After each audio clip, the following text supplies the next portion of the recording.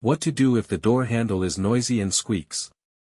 First, remove the handle by unscrewing the Allen key and removing it.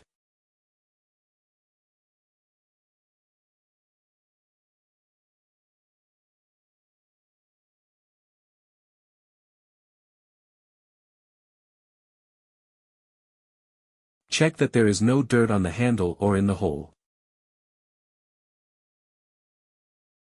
Clean both parts thoroughly and spray the handle with lubricant before reinserting it.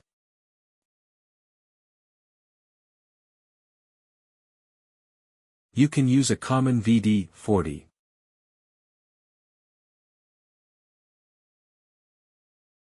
Reassemble everything, and the problem should be solved.